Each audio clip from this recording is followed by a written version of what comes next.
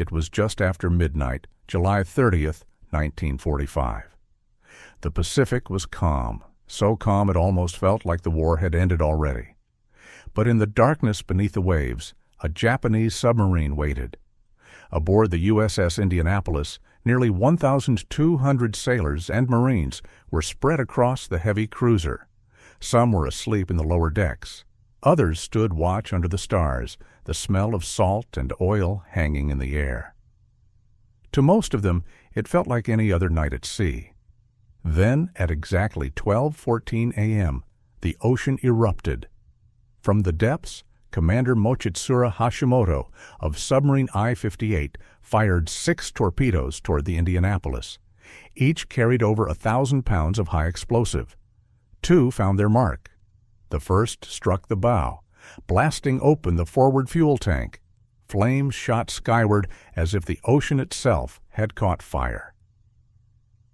A second torpedo slammed into the starboard side, near the powder magazines, igniting a chain of explosions that tore through the ship like thunder. Below deck, chaos consumed everything. Men were thrown from their bunks, blinded by smoke and heat. Bulkheads buckled and collapsed. Steam hissed through ruptured pipes. The ship's communications went dead. Orders were shouted, but lost in the roar. Some sailors ran for the deck. Others tried to fight the fires, their hands blistering as they grabbed red-hot metal. Corporal Edgar Harrell, a Marine stationed on the Indianapolis, remembered the sound. "I could see all that water and flame going high in the air," he said, and then maybe 2 seconds later, another one hit. 30 feet of the bow was gone. I knew the ship was doomed. The Indianapolis began to list sharply to starboard. Men tried to stand but slipped on oil-slick decks. In the chaos, Captain Charles McVeigh shouted the only order left to give: "Abandon ship! Abandon ship!" His voice carried through the night, unamplified, because the power was gone. There was no time to organize, no time to launch proper lifeboats. The sea swallowed the cruiser in 12 minutes, less time than it took most men to wake, reach the deck, and realize what was happening.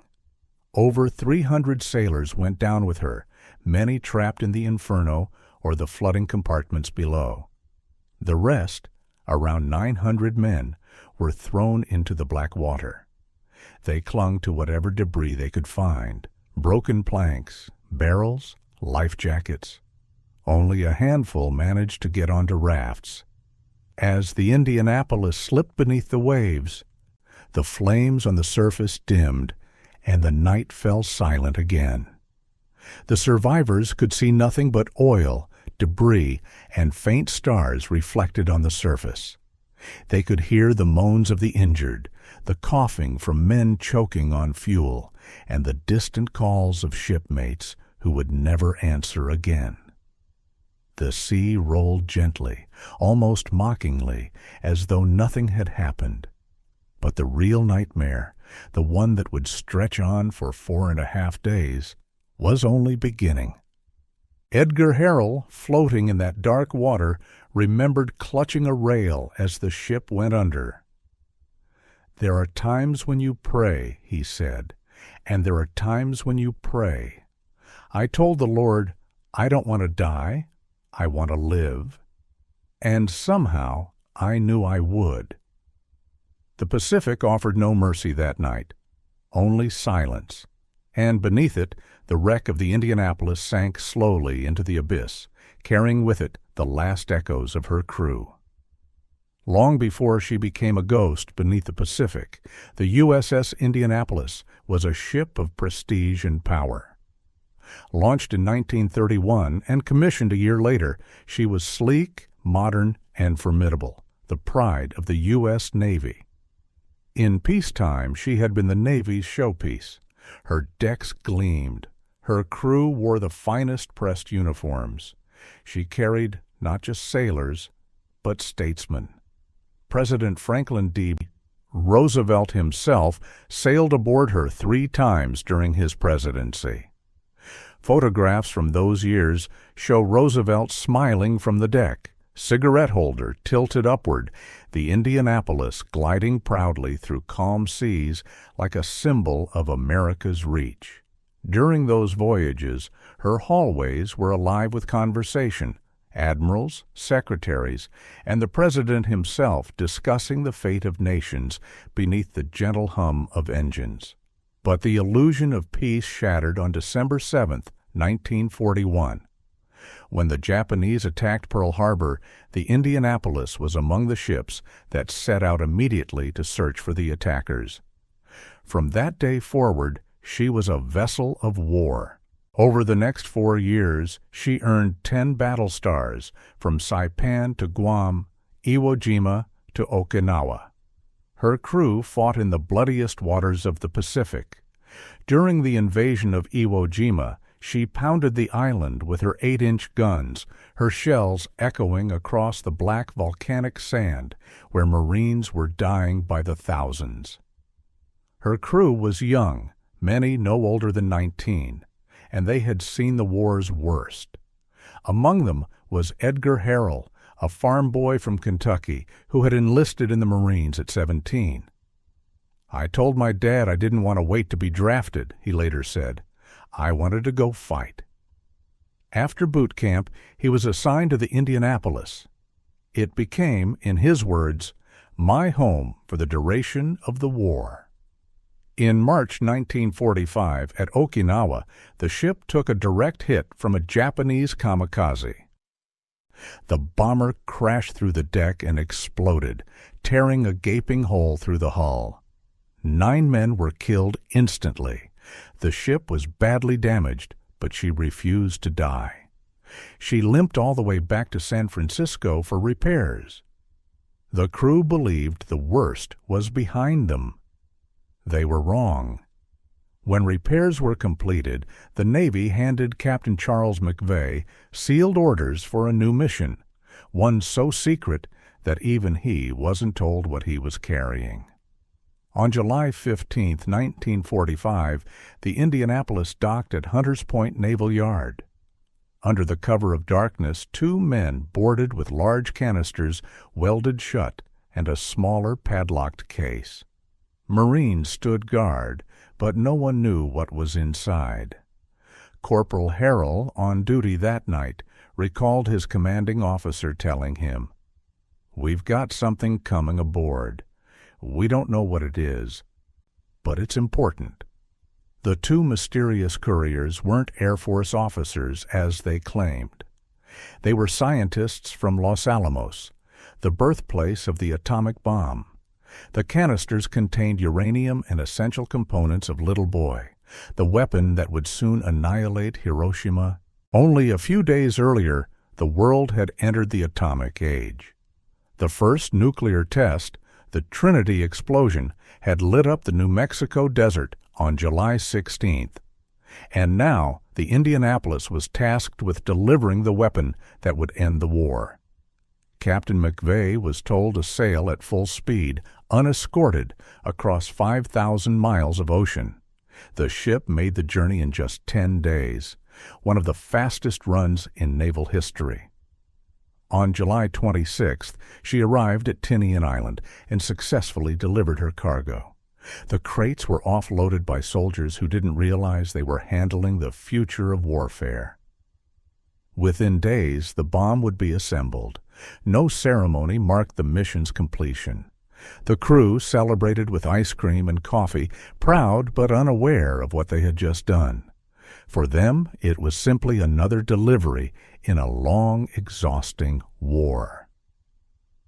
For history, it was the turning point of everything. With the mission complete, the Indianapolis was ordered to the Philippines for routine training. She left Tinian, stopped at Guam to refuel, and began her voyage west, across open, quiet seas that looked deceptively peaceful. But peace is fragile, and in the vast silence between Guam and Leyte Gulf, the ocean was already waiting. The USS Indianapolis left Guam on July 28, 1945. Her crew, unaware of what they had just delivered to Tinian, was in high spirits. The war was nearly over, Japan's navy was crippled, and word was spreading that surrender might be close. To most of the young men aboard, it felt like survival was finally within reach. Captain Charles McVeigh had orders to sail to Leyte Gulf in the Philippines for training before joining the main task force preparing for the invasion of Japan. It was supposed to be a simple, uneventful trip, a few days across calm waters. But beneath that calm, danger moved unseen. The Indianapolis had no sonar equipment to detect submarines. McVeigh, an experienced officer, recognized the risk and requested a destroyer escort. His request was denied. Naval Command believed the area was safe, assuming Japanese submarine activity was minimal this late in the war. Besides, destroyers were in short supply, reserved for convoys in heavier combat zones. So the Indianapolis sailed alone, 610 feet of steel and 1,195 souls, across one of the most dangerous stretches of ocean in the Pacific. For days the voyage was uneventful. The weather was clear. The stars hung bright over the sea. At night the men played cards, wrote letters, and talked about going home. On deck you could hear the laughter of sailors telling stories, their voices echoing off the water. Some were only 17 or 18, boys who had spent more time at sea than on land. Among them was Corporal Edgar Harrell, standing watch under the quiet hum of the ship's engines. It felt like a peaceful night, he would later recall. You could see the glow of the horizon and think maybe, just maybe, the war was over for us. But 1,500 yards away, in the blackness below, Commander Mochitsura Hashimoto was watching. Aboard the Japanese submarine I-58, Hashimoto tracked the Indianapolis through his periscope. He had been shadowing the cruiser for hours. At first, he believed it was a battleship or destroyer. Then he saw the distinctive silhouette, long, heavy, fast. He realized it was a major American warship, unescorted, heading straight toward him. Hashimoto ordered his men to load 6 torpedoes. Each carried a 1,210-pound warhead, enough to rip through steel and fireproof bulkheads like paper. He waited until the Indianapolis filled his sights. The perfect range, 1,500 yards. He gave the command to fire. Aboard the Indianapolis, most of the crew didn't even hear the first torpedo coming. At 12:14 a.m., July 30th, it struck the bow, blasting it completely out of the water. Fire erupted instantly, consuming the forward fuel tanks. The blast illuminated the entire ocean, a silent sunrise of fire and smoke. Seconds later, the second torpedo hit midship, detonating near the ammunition magazine. The explosion ripped open the hull, knocking out all communications. Below deck, sailors were trapped as compartments flooded in seconds. The power went out. The ship's alarm systems failed. Steam and smoke filled the corridors. "You could see boys trying to get out," Harrell said. "They'd touch a bulkhead and leave the skin of their hands on it. They were burned alive trying to escape." Above deck, the ship was listing heavily to starboard. Captain McVeigh rushed to the bridge, trying to issue commands through the chaos. Without power, there were no loudspeakers, no radio calls. He simply shouted into the wind, "Abandon ship! Abandon ship!" Men ran for the rails. Some were swallowed by the fire on deck.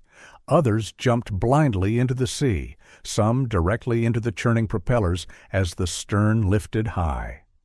The ocean was already thick with burning oil. The Indianapolis began to roll. Within 12 minutes, she was gone.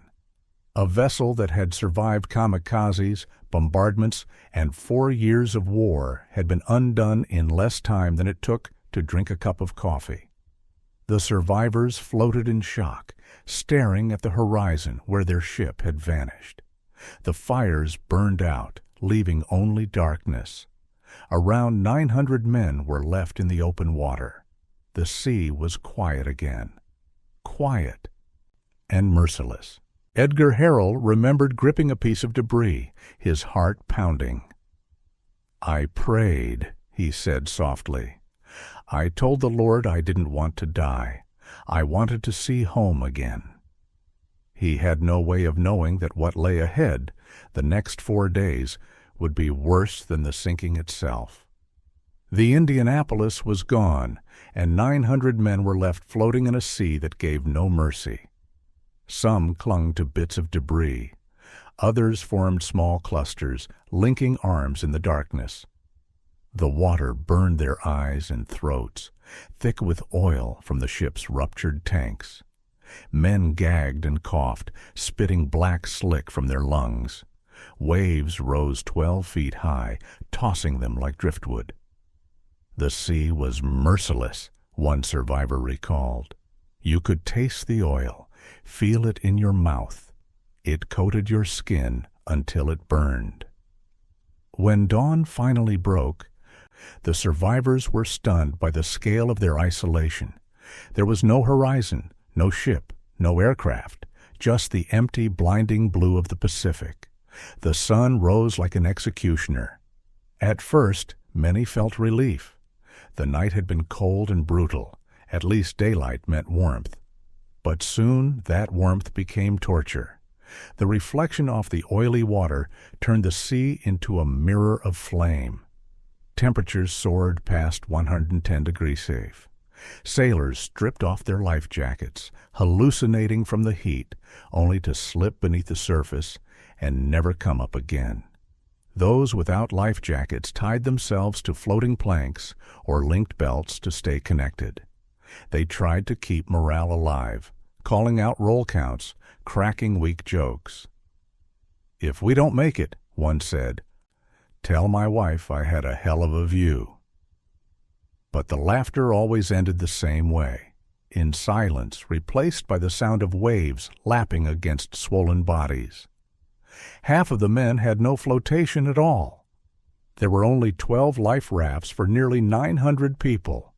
Some floated in groups of 20, others drifted alone for miles. By midday, thirst became their worst enemy. Their lips split open, their tongues swelled. A few men, desperate beyond reason, began drinking seawater. It was a death sentence. Within hours, they went mad, hallucinating islands on the horizon or imagining rescue ships nearby. They swam toward the mirages and vanished. Others turned violent, delirious, mistaking friends for Japanese soldiers. They'd stabbed their own buddies, Edgar Harrell remembered. They didn't know who they were anymore. As the day dragged into night, another terror came from below. Sharks.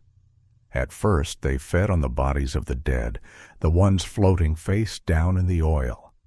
But soon they grew bold, circling the living. Every few minutes you'd see fins, survivor Lowell Dean Cox later said. You never knew when they'd come up.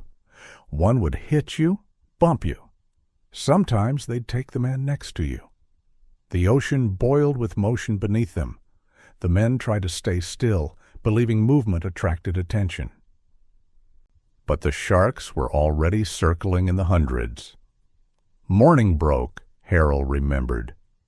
You could look out at any time and see a big fin swimming round and round.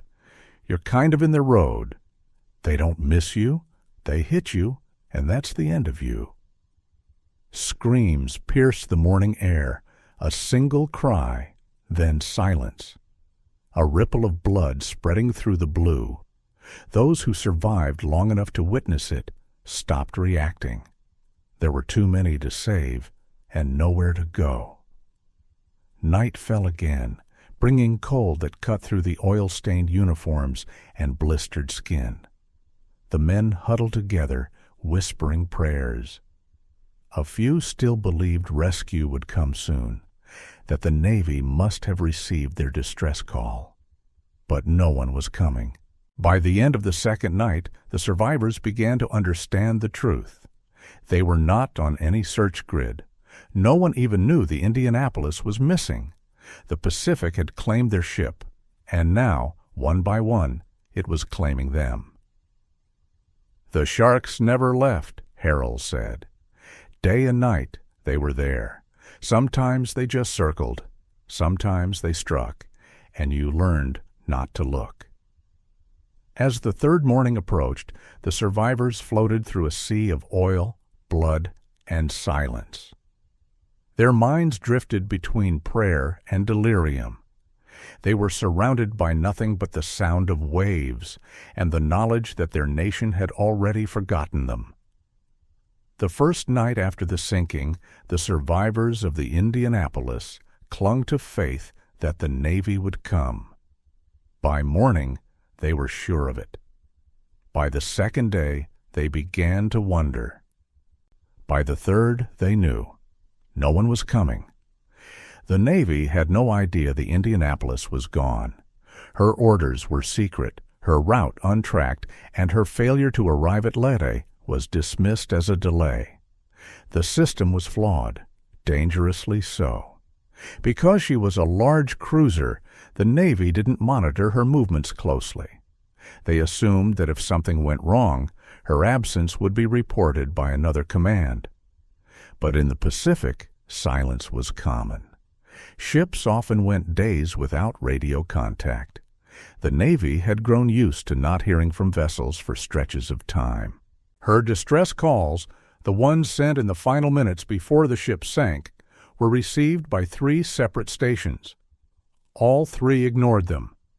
At one station, an officer believed it was a Japanese trap. At another, the commander was drunk. And at a third, the officer on duty was playing cards. He told his staff not to interrupt him. Those 3 moments sealed the fate of hundreds of men. Back in the water, the days blurred together. The men no longer knew what time it was. The sun rose, burned them raw, and set again. The stars at night were both comfort and curse, beautiful but constant reminders of how small they were. By the second day, dehydration and exposure began to take their toll. Saltwater sores ate into their flesh. Their tongues cracked open. Men went blind from the glare. Some drifted into madness, whispering to hallucinations. Others simply closed their eyes and never opened them again. "We were out there for days," survivor Edgar Harrell recalled. "You could see it in their faces. They were losing their grip. Men would just give up. You'd be talking to someone, and then you'd look away for a second, and he'd be gone." The sharks returned every day, drawn by the scent of blood and decay. The survivors learned their patterns. Attacks at dawn, circling by midday, strikes again at dusk. The ocean was alive with motion. Sometimes they'd bump a man just to test him, to see if he'd react. The moment someone thrashed or screamed, the frenzy began. On the third day, Harrell and a small group spotted a crate bobbing in the distance. He swam toward it, weak but desperate. Inside, he found a few rotten potatoes. "I peeled off the rot," he said. "There was still a little solid inside. That was the food we had for 4.5 days swimming." By that point, the survivors had lost all sense of direction. The water and sky blended into one endless horizon. "We thought we saw islands," one sailor later said, "but when we swam toward them, they disappeared. Just mirages, just hope playing tricks." On land, the war machine kept turning. In those same days, the United States was finalizing the atomic bomb, the very weapon the Indianapolis had delivered only a week earlier. Newspapers talked of peace negotiations, of victory nearing. No one talked about the ship that had carried the device to Tinian. It was as though the Indianapolis had never existed. By the fourth morning, only a few hundred men were still alive. Many floated alone, too weak to speak. Others were locked in small groups, delirious and praying. The sea was flat that morning, eerily quiet. Then, by sheer luck, salvation appeared. At 11:12 a.m., Lieutenant Chuck Gwynn, piloting a Navy Ventura patrol bomber on a routine anti-submarine flight, noticed something strange. An oil slick spreading across the water far below. He thought it might mark an enemy submarine, so he descended for a closer look. As the plane banked lower, the surface came into focus. Dozens of men waving frantically, the sunlight catching the glint of their life jackets. Bodies, debris, sharks. Gwynn radioed his base. "There are men in the water, many men." He dropped life rafts and supplies before returning to alert command. For the first time in nearly 5 days, someone knew the Indianapolis was gone. And for the first time, rescue was on its way. But for many of those still alive, the next 24 hours would be the longest of all. When Lieutenant Chuck Gwynn's radio call reached base command, disbelief filled the room. No ship was reported missing. No mission had failed to report in. But the voice on the radio was certain. There were men in the water, and they had been there for days. Within hours, aircraft scrambled from nearby bases. Among them was a PBY Catalina, piloted by Lieutenant Commander Robert Adrian Marks, a man whose name would be forever tied to courage. Marks and his crew were ordered to fly over the site, locate survivors, and drop life rafts and supplies. But when they arrived and looked down, what they saw was worse than anyone had imagined. The ocean was covered with oil. Bodies, hundreds of them, floated among scattered debris. Men waved weakly at the sky, their faces blistered, their lips cracked and bleeding. Beneath them, fins moved in slow, deliberate circles. Marks knew the protocol. Do not land a plane on open ocean. The swells were too large, the risk of breaking apart too high. But looking down, he couldn't ignore what he saw. "These men have been through hell," he said to his crew. "We're putting her down." He landed the Catalina hard, the impact nearly tearing off one of its pontoons. Water rushed over the fuselage, but the plane stayed afloat. Barely. Marks ordered his men to start pulling survivors aboard. One by one, sailors were lifted from the water, burned, delirious, half dead. The plane was only built for about a dozen crew. By the time Marks was done, 56 men were aboard, packed in the hull, clinging to the wings, hanging from ropes. The Catalina was too damaged to take off again. But Marks refused to abandon those he had saved. He stayed there, a sitting target on open sea, for nearly 24 hours, turning his crippled aircraft into a floating lifeboat until ships could arrive. As night fell, the horizon filled with light. The USS Cecil J. Doyle, the first rescue ship to reach the scene, switched on her massive searchlights and pointed them straight into the sky. A beacon for the lost. Her captain, W. Graham Claytor, Jr., knew it violated blackout orders, but he didn't care. "We'll be damned if we let another one die out there in the dark," he said. The glow could be seen for miles, and for the men still drifting, it looked like heaven itself had opened. Other ships followed, the destroyers Bassett, Dufilo, Register, and several others, combing the sea through the night. Their searchlights illuminated a nightmare. Bodies everywhere, torn by sharks or swollen from the heat. The water stank of oil and death. Medics wept as they pulled men aboard, many too weak to move or speak.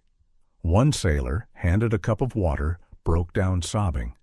He hadn't tasted fresh water in nearly 5 days. Another whispered, "Tell my wife I made it." He died minutes later. For those still conscious, rescue felt surreal. They had spent so long in fear and darkness that the lights of the ships seemed like hallucinations. Some even resisted being pulled aboard, convinced it was a dream. When it was over, the numbers told the story. Of roughly 900 who went into the water, only 316 came out alive. The rest had been lost to exposure, dehydration, madness, and sharks. As the survivors lay in ship, infirmaries wrapped in blankets, they finally learned the truth of their mission. The cargo they had delivered just days before, the sealed crates they had guarded without question, had been parts for the atomic bomb Little Boy, now being prepared for Hiroshima. On August 6th, 2 days after the rescue, the bomb fell. On its side, someone had scrawled a message in chalk. "This one's for the boys of the Indianapolis." For many of the men who survived, those words cut deep. They had endured hell to deliver the weapon that ended the war, but at an unimaginable cost. As news of their ordeal spread, the world called them heroes.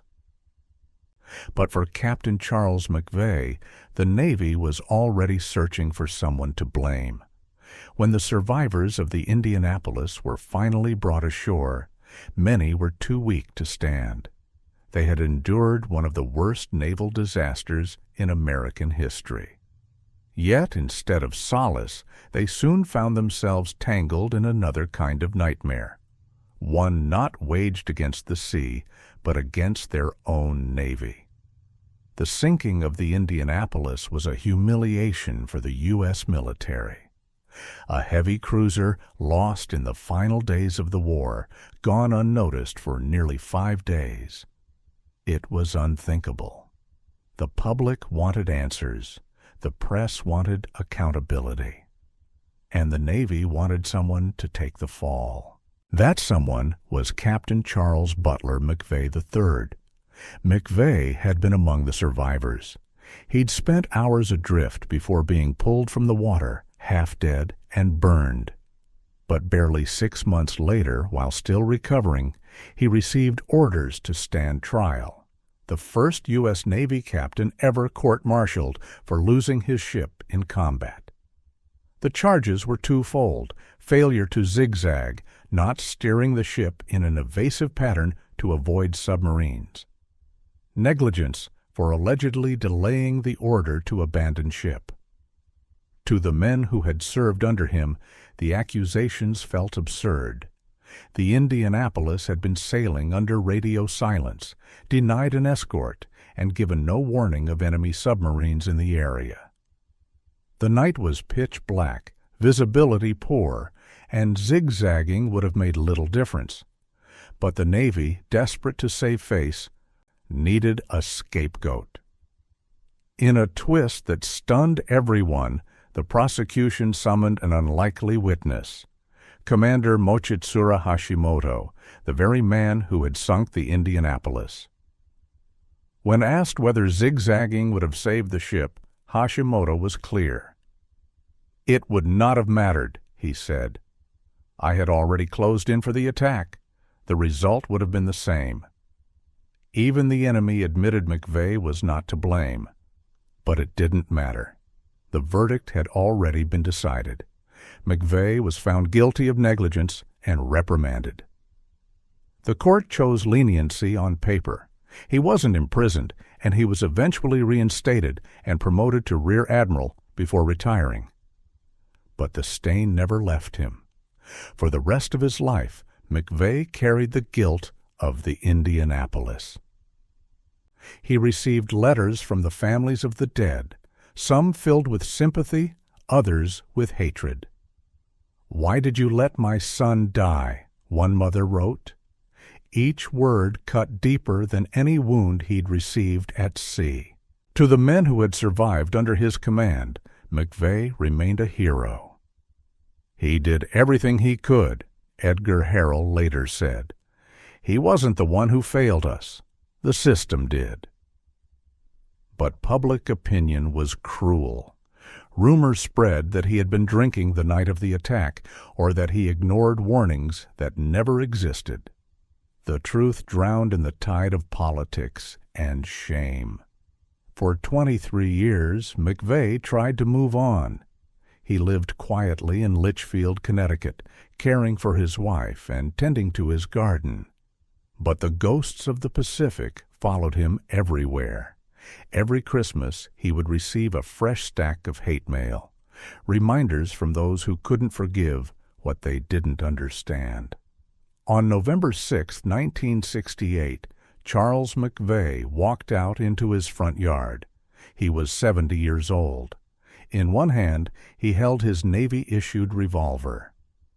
In the other, a small toy sailor, a gift from a child who had once told him, "You're my hero." He put the gun to his head and pulled the trigger. When the news broke, many of the Indianapolis survivors felt the guilt shift again, back where it belonged. "We lost our captain twice," one of them said, "once to the sea and once to the world that forgot him." But the story did not end there.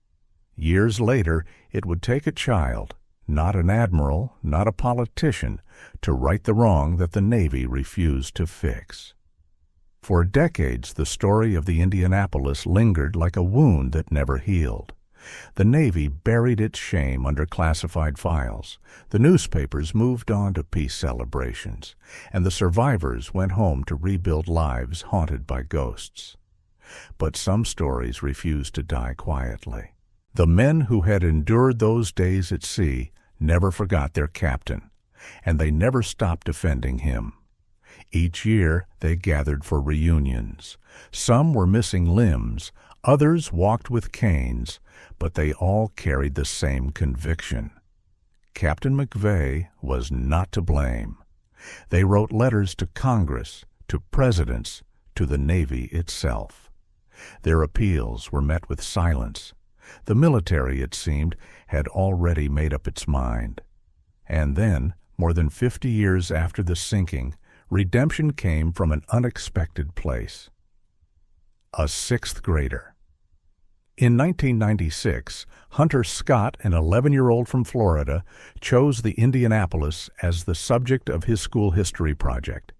He read about McVeigh's trial and was stunned. How could a man be convicted when even his enemy testified that he wasn't at fault? Hunter wrote to hundreds of surviving crew members, collecting letters, statements, and testimonies. The boy's determination caught the attention of the media, and soon of Congress. Before long, the survivors, led by Hunter's research, had a platform again. They spoke on television, at hearings, and in schools. Some were in their 70s and 80s, their voices trembling but clear. "We were out there," one said. "We saw what happened, and our captain did nothing wrong." In 2000, after a long campaign, Congress officially exonerated Captain Charles McVeigh, clearing his name of all wrongdoing. The record that had haunted him for half a century was finally amended. The verdict that had driven him to despair was overturned. For the survivors, it wasn't about revenge, it was about peace. "He was one of us," said Edgar Harrell. And now, at last, he can rest. Even as McVeigh's name was restored, another chapter of the story surfaced, quite literally. In August 2017, an expedition funded by Microsoft co-founder Paul Allen located the wreck of the Indianapolis nearly 18,000 feet below the surface of the Philippine Sea. Resting upright in the seabed, her hull was eerily intact. The name Indianapolis was still visible on her stern, draped in coral and silence. She was found more than 70 years after she vanished, one of the deepest shipwrecks ever discovered. For the families of the fallen, the discovery was bittersweet. It didn't bring them back, but it brought closure. At last, the ocean had given up its secret. Today, at the USS Indianapolis National Memorial in Indianapolis, Indiana, 879 names are etched in stone, each representing a life lost in that endless stretch of sea. Visitors run their hands across the engraved letters, reading the same names that floated in the oil and salt so many years ago. And among them, one name stands apart: Captain Charles Butler McVeigh III. To the men who survived him, McVeigh's story became a lesson in grace, a reminder that history sometimes needs time and courage to tell the truth. Edgar Harrell, the Marine who had clung to a prayer in the dark water, lived to see that truth come full circle. Until his passing in 2021, he spoke at schools, churches, and veterans' halls, sharing the story not as tragedy, but as testimony. "Oh, you can't imagine," he would say through tears. "Thank you, Lord. Thank you, Lord. Every day I wake up, I still thank Him for letting me live." More than a tale of war, the sinking of the Indianapolis became a story about what it means to endure, to be broken by the sea, and still find your way back to faith, to memory, to truth. Beneath 3 miles of Pacific silence, the Indianapolis still rests, her decks quiet, her guns asleep, her mission complete. Above her, the surface of the water glimmers as it did that July night so long ago. The waves roll softly over her name as if whispering to the past. They were never forgotten.